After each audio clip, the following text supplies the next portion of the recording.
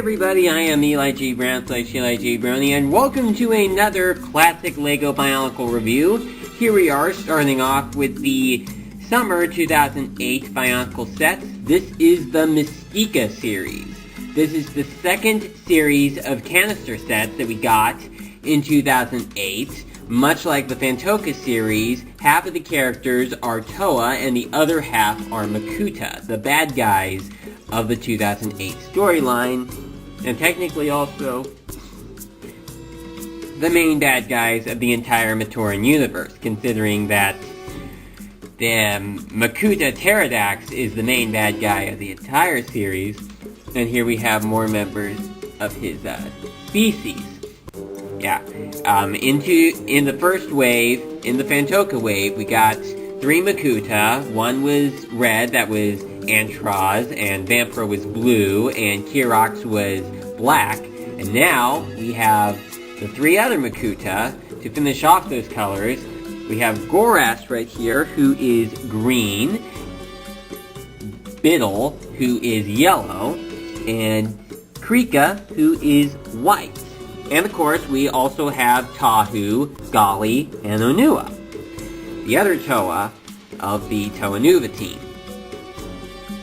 So, I'm looking over this entire series in one video, just like I did with the Fantoka series, but I'm going to be focusing on the Toa characters at the moment. Alright, so, here we have the 3 Toa characters, the 3 new versions of the Toa, the same Toa that we got in 2001 and 2002. Here they are again, in brand new forms. This is their adaptive armor style, where they get this extra armor, and they have this new appearance. Now, I have heard online that not a lot of people liked these sets, because of how different they look. Now, Tahu doesn't look anything like his prior versions. In fact, I never would have guessed that this was Tahu. And Gali right here, well, there are a lot of people that don't really like this version of Gali, mostly because of the eyepiece that is put into her mask. And of course, she doesn't look anything like her prior versions either. And then Onua here, he is very different because his mask looks entirely different, nothing like the previous Bakaris as we've seen before. In fact, I would not even know that this mask was meant to be for a good guy. Kind of looks, kind of looks a bit like Makuta, a little bit, not a lot, but that's kind of the vibe that I get from looking at this mask right here. Just kind of hard to believe that this is supposed to be Onua. It's also in regards to the fact that Onua is not hunched back in this version like his previous versions were. So that is a very huge difference in that. Now, the Toa in this series, as well as the Makuta, each have these launcher pieces, where there's this tube right here, which you push down, and it launches out. I'm gonna keep trying with this, like that. And each Toa contains 2 of these launcher pieces. And there's that. Now, of course, one noticeable thing regarding all the Toa in this wave is that they are mostly silver, with only a few parts of their supposed primary colors. Tahu is mostly silver, Gali is mostly silver, Onua is not as silver, but he doesn't have a lot of black on him, like his previous versions had. Now, if you do like recolors, you do get a lot of them in this series. Tahu has the dark red, whiter versions of the Toa Inika feet. Those are new in that color. And they also each have some arm/leg pieces, all in silver, which is a color that we have not had these pieces in before. Onua has the Roxy legs, Tahu has the Paraka legs, and Gali has the Inika legs. And of course, Tahu and Gali each have a Paraka main torso piece, but Onua does not. Now, Tahu also has the Toa Metru armor pieces on his arms and legs, which may look a bit skinny for some people. You know, like how it's not very covered up. And for Golly, well, she has these new shoulder armor pieces on her side, which have these spikes to them, but it's kind of open at the front right there, which some people may not like as much. And then Onua, on the other hand, he doesn't have any armor pieces on his upper left arm, but he does have this huge shield piece, which debuted in this year. And he also has this huge blaster in comparison to the other Toa. You know, like, he doesn't have an additional weapon, though Golly doesn't have an additional weapon either. Now, something that is a throwback to Onua is the fact that, although he is mostly black and silver, he's got some red pieces, such as the wings on his back, as well as the jet on his legs right there. And Tahu here, he has the Galak Hall shield piece with these, oh, he wasn't supposed to do that, with these spinning blades right here. And then in addition to that, Tahu also has these claw pieces on the backs of his legs, which Gorac also has. And Golly also has jetpacks on her feet as well. And also these things, these wing things hanging off to the sides of her mask. So, as for her, oh, and she also has this little telescope thing, some sort of targeting computer, which I find to actually work out really well. Alright, so, what are my personal thoughts regarding these Toa? I actually think that they look pretty cool for new versions of the Toa Nuva. Certainly cool to get another version of these guys after so long.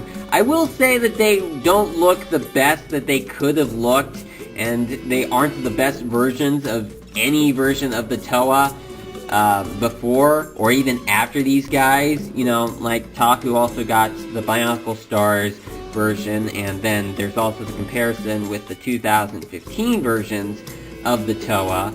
I would probably say the 2015 versions of the Toa are a bit better, but I actually think that these guys are okay for what they are. I know not everybody likes these characters, but I'm just telling you, I personally don't have any issues regarding these guys at all. Now let's go on to the other half of the canister characters in this series. That would be the Makuta. We have Gorac, Bitel, and Krika. Now they are all very different, but then again, that was how things had been going ever since 2007, where the characters would be built slightly different from one another despite being from the same series. Now, Gorac pretty much debuts the very first non-blue female character to be released in a canister set. And she is also the only non-blue female character to ever be released in a canister set, since all other non-blue female characters, such as Rudaka, for example, have been released as either Titan sets or small box sets, though I don't think there have been any female small box characters. Now, Gorac uses the Obmatoran arm/leg pieces in lime green, well, one version of them, and she has 6 of them right here. She's also got these claws, which are also used for her feet. I think the feet are in the new piece, and these claw pieces on her upper arms, same ones that were used for Tahu, they're also there. And she also has a couple of these wings that are connected to her arms, her upper arms, which would also be pieces used on Thornrax in Hero Factory a couple of years later. And she also has the appearance of a mosquito, which is quite an interesting looking appearance. And of course, like with all of the Makuta and Toa in this series, there's this launcher piece. So of course, the difference here is that while the Toa were gunmetal, both with the suction cup and the ammo, for the Makuta, the suction cup is red and the ammo is lime green.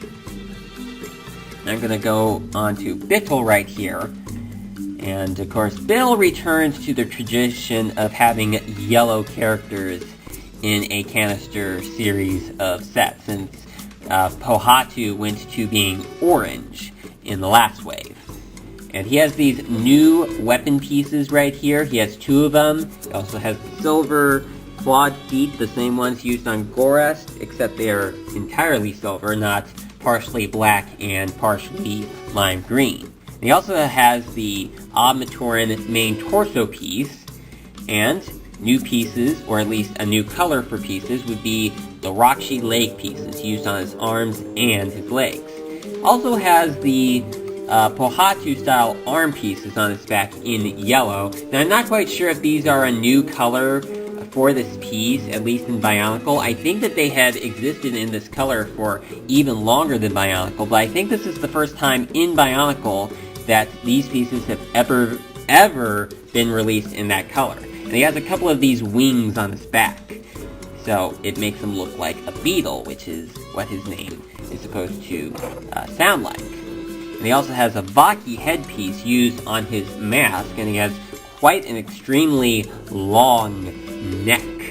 You know, like if you just stretch it out, it just looks like he's got a long neck. And then Krika right here, this guy, well, not an easy character to pose around. He's got these long weapon pieces used on his arms and his legs that he walks around on. Certainly quite an unusual looking character right there. He uses the Obmatoran leg pieces in black, and he has the same main torso piece as the Makuta from the first wave of sets. And this mask right here is a blend of the pearl color and the red color, which is also used on all of the weapon pieces right here. He also has this new torso piece, which Onua also has, and his blaster is held on his back, just like this. So, that is Makuta Krika. Now, I'm going to go ahead and show you another little combination that these guys have. Much like the Fantoka series, each character from the Mistika series can combine with a Matoran ally.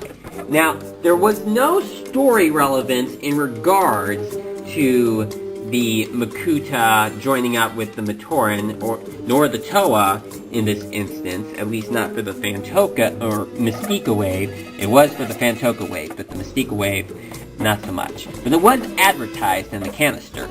Now, the thing here is that this time around, the colors are actually kind of mixed up, mostly due to the fact that we have different colored protagonists and antagonists this time around. So, pretty much, this time around, the colors would not match between good guys and bad guys. So we have to have different colors mixed around in order to make sure that we all have good guys or bad guys in each pair. So in this case, Krika right here is advertised to combine with Kirop. So I'm going to attach him to the back right here. Come on. This could be a while. Come on. You've done it before. Come on. No reason not to go on. A bit difficult. Alright, come on. Come on. Come on. There. There we go. I don't get why it was so difficult.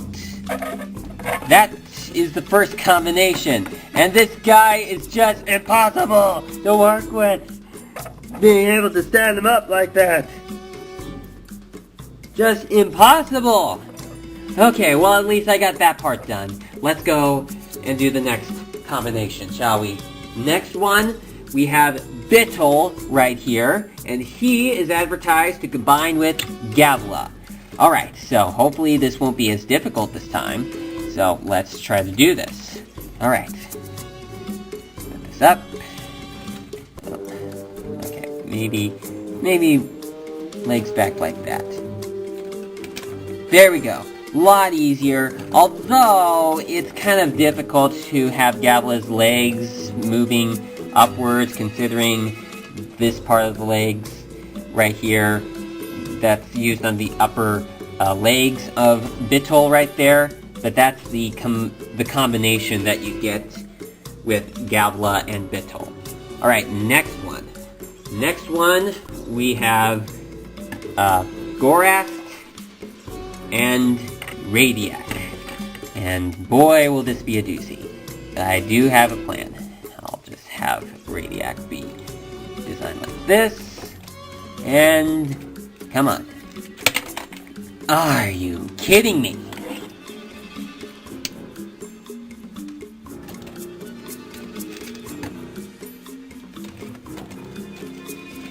Okay, I bet some of you are face-palming me, or face-palming at me right now, and are like, oh, this guy is so ridiculous in trying to get these to combine together. I could have done it a lot easier. And maybe you could have.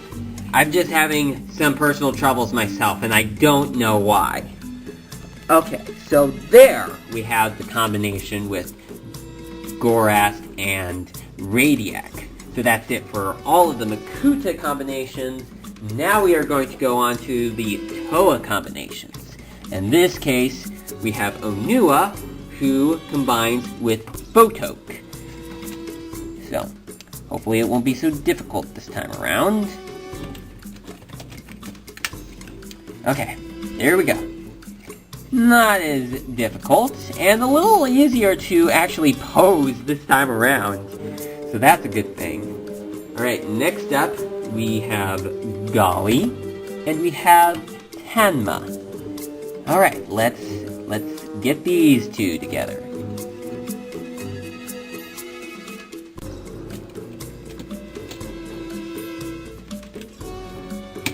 Okay, well, there we go. Gali and Tanma. That is the combination for them. Alright, now the final one, and then we can wrap this up. Final one, we have Tahu and Solek. Alright. So, and there we go. There we go. So that is all of the combinations of this wave of characters. It was pretty smart of them to actually advertise the Toa to work with good Matoran and the Makuta to work with the bad Matoran, even if they don't match colors. But if we did match all the colors, we would have one good guy on a bad guy's back and one bad guy on a good guy's back.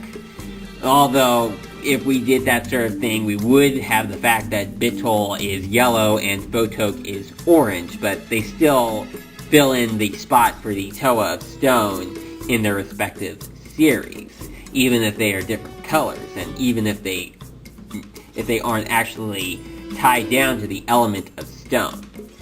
So that's about it for the Mistika series of sets. Thank you so much for watching, and I apologize that I just was not that good at getting each Koa and Makuta to combine together. I am aware that something could have been done better.